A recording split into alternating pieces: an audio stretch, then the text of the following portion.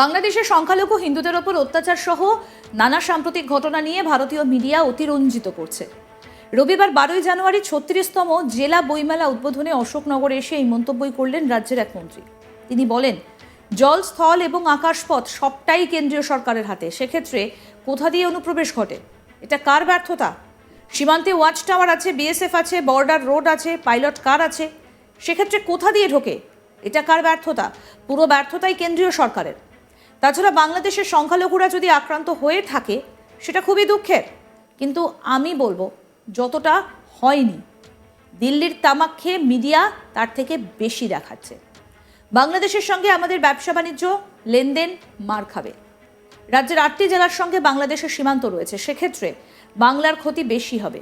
এই ক্ষতি হওয়া উচিত নয়, আলোচনা হওয়া দরকার। এবার প্রশ্ন হচ্ছে, কে করলেন এই মন্তব্য? এই মন্তব্য করেছেন রাজ্যের গ্রন্থাগার মন্ত্রী সিদ্দিকুল্লাহ চৌধুরী। প্রশ্ন উঠছে, ইসকনের সন্ন্যাসীদের ওপরে যে হামলার অভিযোগ উঠেছে সেটা মিথ্যে। সে প্রশ্নের উত্তরে মন্ত্রী বলেন, পেছনের তরফে যেটা প্রচার করা হয়েছে তারা সেটা বলুক, দাবিটাও বলুক। আকবারই এই খবরে কি লাভ হবে? ঝগড়া বাঁধিয়ে দিয়ে দিল্লি বা গুজরাটের ক্ষতি হচ্ছে কি? ক্ষতিটা হচ্ছে বাংলার। মন্ত্রী বলেন, আমার মতে বেসরকারি স্তরে আলোচনা শুরু করা উচিত। ইন্দিরা গান্ধী বাংলাদেশকে মুক্তি দিয়ে গিয়েছিলেন, কিন্তু আমাদের বর্তমান প্রধানমন্ত্রী বা স্বরাষ্ট্রমন্ত্রী কেন যান না? রাজ্যের মুখ্যমন্ত্রীর সঙ্গে পররাষ্ট্রমন্ত্রী কবার কথা বলেছেন? কেবলমাত্র গাজোয়ারি আর হুকুম দিচ্ছেন, এতে বন্ধুত্ব হয় না। মমতা ব্যানার্জিকে বিশ্বাস করে বলতে হবে যে আপনি ব্যাপারটা দেখুন, কিন্তু তাও তারা করে না। কি বলছেন গ্রন্থাগার মন্ত্রী সিদ্দিকুল্লাহ চৌধুরী? আসুন শোনাই আপনাদের। আক্রান্ত হয়ে থাকে দুঃখের কথা। তবে আমি বলছি যে যতটা হয়নি মিডিয়া তার থেকে দিল্লির তামাককে আমাদের সাথে তাদের ব্যবসা বাণিজ্য লেনদেন মার খাবে। 8টি জেলার সাথে বর্ডার, বাংলার ক্ষতি বেশি হবে। এই ক্ষতি হওয়া উচিত, আলোচনা হওয়া দরকার।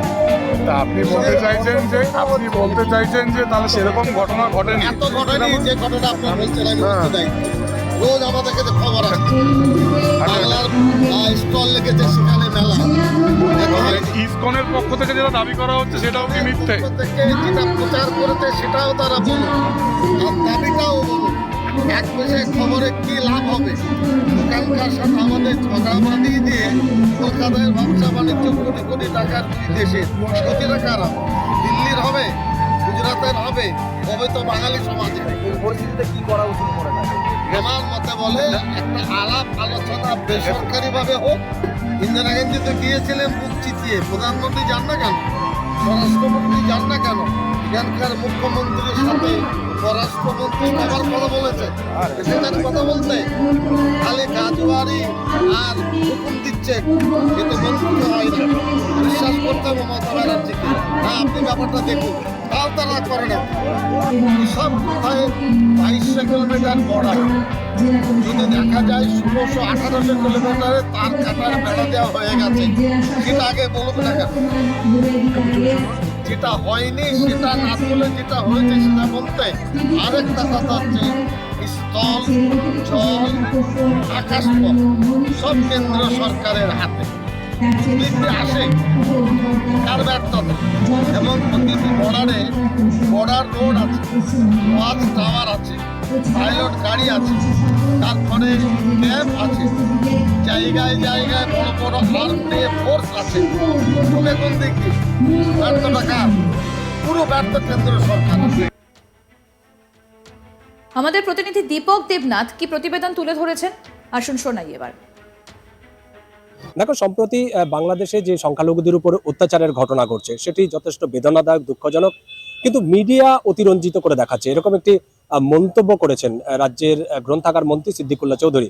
আমরা দেখলাম যে গতকালকে অশোকনগরে বইমেলার উদ্বোধনে যান এবং সেখান থেকেই বাংলাদেশ প্রসঙ্গ টেনে আনেন, এবং সাংবাদিকরা যখন প্রশ্ন করেন তিনি বলেছেন যে সেটি হচ্ছে, এটা খুবই বেদনাদায়ক আমরা দেখছি, কিন্তু দিল্লির তামাক খেয়ে মিডিয়ারা বেশি বেশি করে দেখাচ্ছে, অতিরঞ্জিত করে দেখাচ্ছে, যেটা ঠিক নয়। এবং এই প্রশ্ন তুলেছেন যে এই যে ঝগড়া বাঁধিয়ে দেওয়া বাংলাদেশের সাথে, এতে আখেরে কাদের লাভ? এটা দিল্লিতে বা যারা গুজরাট, তাদের তো কোনো ক্ষতি হচ্ছে না, তাদের কোনো অসুবিধা হচ্ছে না। অসুবিধাটা হচ্ছে বাংলার, কারণ এই পশ্চিমবঙ্গের সাথে অন্তত 8টি জেলার সম্পর্ক রয়েছে বাংলাদেশের। তো স্বাভাবিকভাবেই বাংলা বেশি ক্ষতিগ্রস্ত হচ্ছে, তাদের ব্যবসা বাণিজ্য ক্ষতি হচ্ছে, এবং এইটা কেন্দ্রীয় সরকারের ভাবা উচিত। এবং তিনি আরেকটি মন্তব্য করেছেন, যে তিনি বলেছেন যে ভারতের যে সাবেক প্রাক্তন প্রধানমন্ত্রী প্রয়াত ইন্দিরা গান্ধী, তিনি বাংলাদেশের জন্ম দিয়েছেন, কিন্তু বর্তমান প্রধানমন্ত্রী বা বর্তমান স্বরাষ্ট্রমন্ত্রী তারা কেন যাচ্ছেন না বাংলাদেশে বা আলোচনা করছেন না। এবং তিনি এটিও বলেছেন যে পররাষ্ট্রমন্ত্রী বা বিদেশ মন্ত্রী তিনি কেন মুখ্যমন্ত্রীর সাথে কথা বলছেন না, আসলে তারা গা জোয়ারি করছে বা হুকুম দিয়ে যাচ্ছে, অথচ তাদের যে বন্ধুত্ব রক্ষা করার ক্ষেত্রে যে বার্তাটা দরকার, সেই সদর্থক ভূমিকা দরকার, সেটা কিন্তু তারা নিচ্ছেন না।